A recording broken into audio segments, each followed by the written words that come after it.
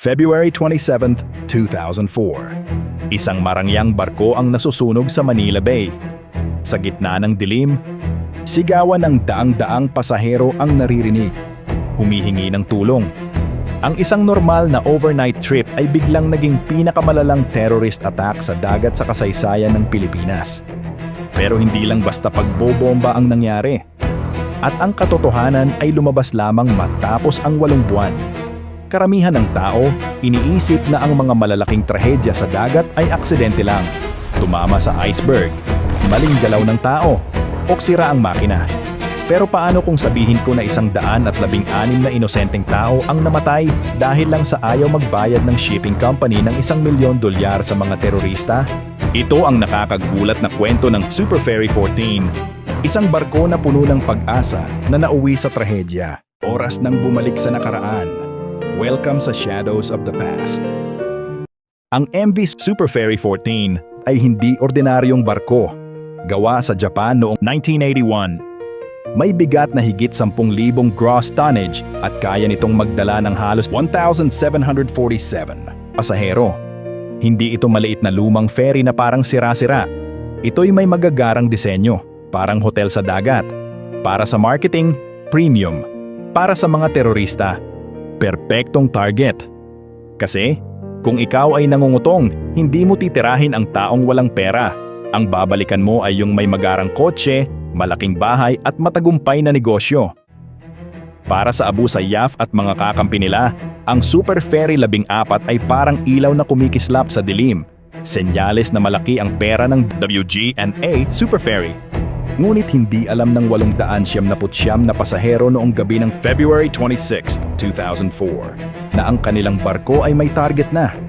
Habang ang ilan ay papunta sa mga upuan nila para sa biyahe papuntang Cagayan de Oro, may isang pasahero na bumaba na. Ang pangalan niya, Redondo Cain de Losa. At may iniwan siyang higit pa sa tiket. Sa loob ng isang lumang TV malapit sa Bunk 51, itinago niya ang 3.6 tons of TNT na may timer. Ang bomba, sinadya talagang ilagay sa mababang palapag kung saan pinakamaraming tao. Hindi ito bastang galit, isa itong planadong pagpatay ng maraming inosente.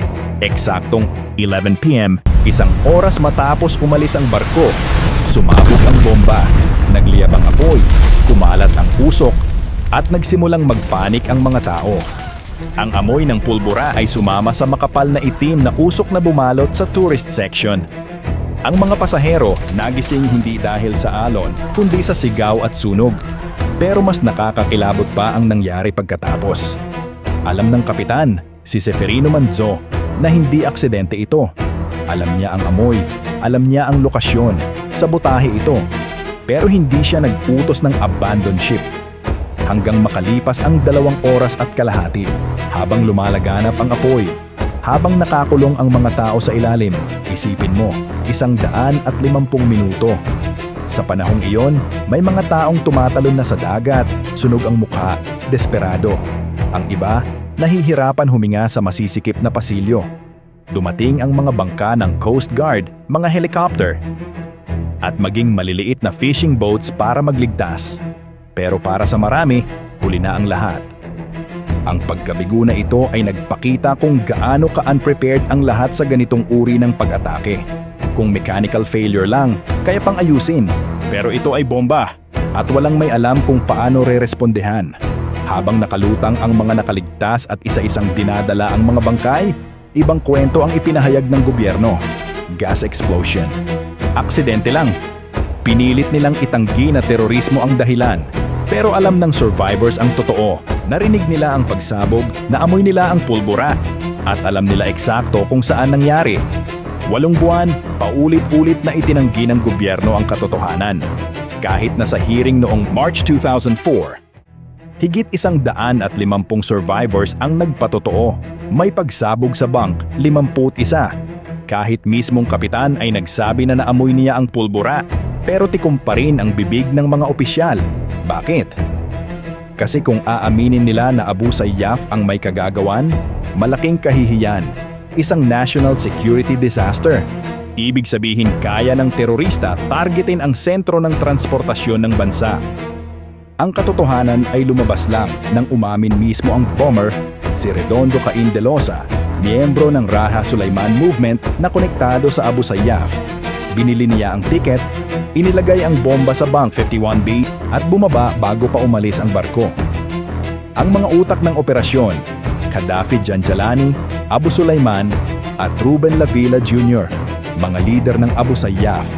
Pero higit na nakakakilabot ang dahilan, hindi ito purely tungkol sa relihiyon o ideolohiya. Pera lang ang habol. Humingi sila ng $1 milyong na protection money mula sa WGNA. Nang tumanggi ang kumpanya, 116 ang pinatay bilang parusa. Ito ang business model ng terorismo.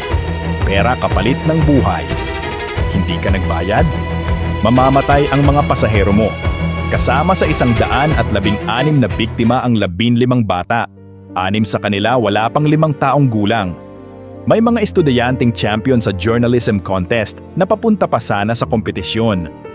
Mga pangarap na wala. Ang recovery sobrang hirap.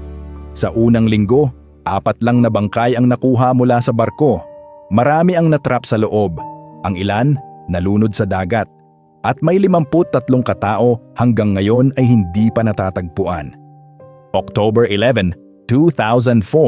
Sa wakas, inamin ni Pangulong Gloria Macapagal Arroyo na pambobomba ang nangyari. May naaresto, pero ang mga utak tumakas pa rin. Unti-unting dumating ang hustisya. Napatay si Janjalani noong 2006. Napatay din si Abu Sulaiman noong 2007. Si Lavilla, nahuli sa Bahrain noong 2008 at na-deport pabalik para humarap sa kaso. Nagbago ang lahat pagkatapos ng Super Ferry 14. Nagkaroon ng Sea Marshal sa mga ferry. Mandatory na ang baggage screening. Natapos ang panahong kampante ang lahat na ligtas ang mga barko. Ang mismong barko, na dating simbolo ng karangyaan, iniyahon mula sa dagat at ibinenta bilang scrap. Hindi ito natapos sa retirement.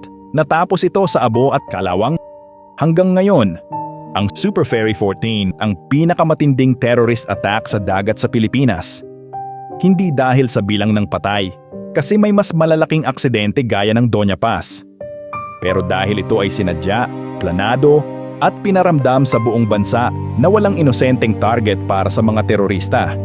Isang TV, isang timing device, isang desisyong huwag magbayad ng extortion.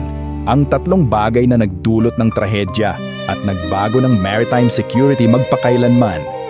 Ang karangyaan ng Super Ferry 14 na dating kinagigiliwan ng pasahero, siya ring naging dahilan kung bakit ito'y tinarget.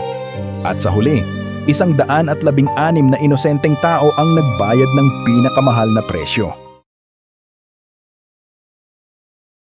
Huwag kalimutang mag-subscribe sa aking YouTube channel para sa mas maraming amazing na content. Pindutin ang subscribe button at i-on ang notifications. Kung nag-enjoy ka sa napanood mo, i-click mo na yung sa kanan para sa iba pang history adventures. Salamat sa panonood hanggang sa muli.